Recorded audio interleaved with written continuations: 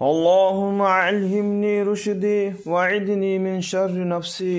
ناظرین کرام، آپ حضرات عافیت بخیر ہوں گے۔ جو حضرات میرے چینل پہ پہلی مرتبہ چینل کو سبسکرائب کر لیں اور آل پر کلک کریں اور شیئر کریں۔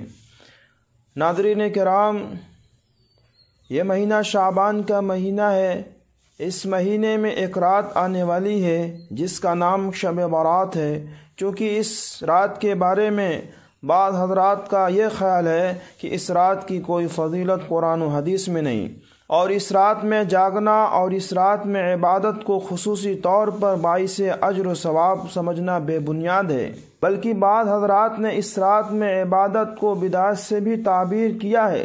اس لیے لوگوں کے ذہنوں میں اس رات کے بارے میں مختلف سوالات پیدا ہو رہے ہیں، اس لیے اس کے بارے میں کچھ عرض کر دینا مناسب معلوم ہوتا ہے۔ شب برات کے بارے میں یہ کہنا بالکل غلط ہے کہ اس کی کوئی فضیلت حدیث سے ثابت نہیں۔ حقیقت یہ ہے کہ 10 صحابہ کرام رضی اللہ تعالی عنہم اجمعین سے احادیث مروی ہے جن میں نبی کریم صلی اللہ علیہ وسلم نے اس رات کی فضیلت بیان فرمائی ہے۔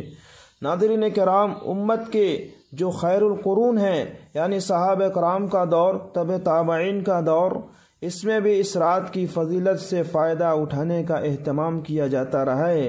لوگ اس رات کے اندر عبادت کا خصوصی اہتمام کرتے رہیں، لہذا اس کو بدعت کہنا یا بے بنیاد اور بے اصل کہنا درست نہیں۔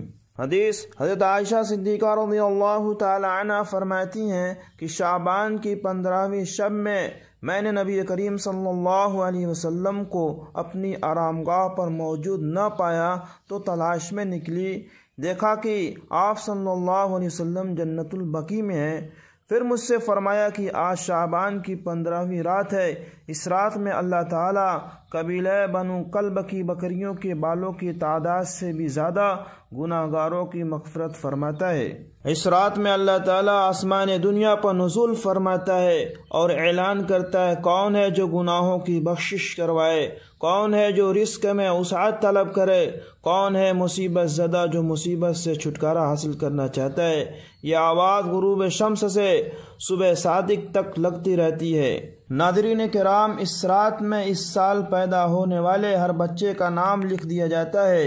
اس رات میں اس سال مرنے والے ہر آدمی کا نام لکھ دیا جاتا ہے۔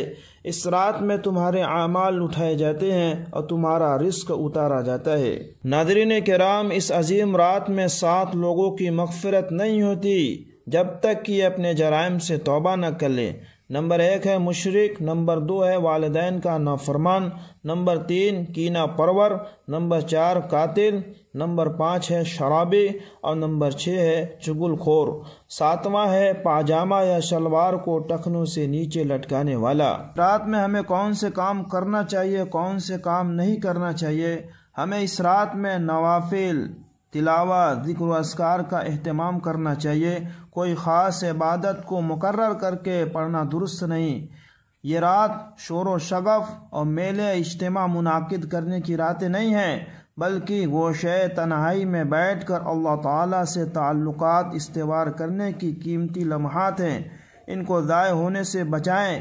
اسی طرح دن میں روزہ رکھیں۔ روزہ رکھنا زیادہ سے زیادہ مستحب کہا جاتا ہے، لیکن ایام 20 کی فضیلت کی وجہ سے رکھے تو اجر و ثواب کا موجب ہے۔ اس رات میں پٹاخے بجانا، آتش بازی کرنا، حلوے کی رسم کرنا بدعت ہے۔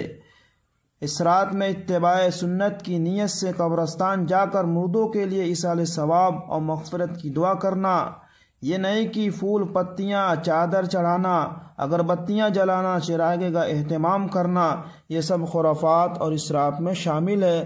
شیطان ان فضولیات میں انسان کو مشغول کر کے اللہ کی مغفرت اور عبادت سے محروم کر دینا چاہتا ہے، اور یہی شیطان کا مقصد ہے۔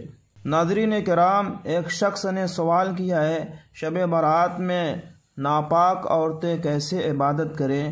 جواباً عرض ہے، ناپاکی کی حالت میں ذکر و اذکار، دعا و استغفار، اسی طرح تسبیح فاطمہ وغیرہ کر سکتی ہیں، البتہ نماز پڑھنا، قرآن کریم کی تلاوت یہ نہیں کر سکتی ہیں۔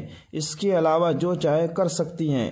اس لیے کہ یہ ماہواری اپنی ذات سے نہیں ہوتا بلکہ اللہ تعالیٰ کی مرضی سے ہے، اس لیے ہم اللہ کی رضا پر راضی رہیں۔ حدیث میں ایک جگہ ہے، فرمایا کہ اگر کوئی تہجد کی نیت سے سویا اور اس کی آنکھ نہیں کھلی، صبح صادق کے بعد آنکھ کھلی تو کہتے ہیں کہ اسے اس کی نیت پر تہجد کا ثواب ملے گا۔ اسی طرح جو عورتیں شب برات یا کوئی بھی برکت والی رات ناپاکی کی حالت میں ہو جائیں، مایوس ہونے کی ضرورت نہیں بلکہ یہ اللہ کی طرف سے ہے، اس لیے انہیں بھی پورا ثواب ملے گا۔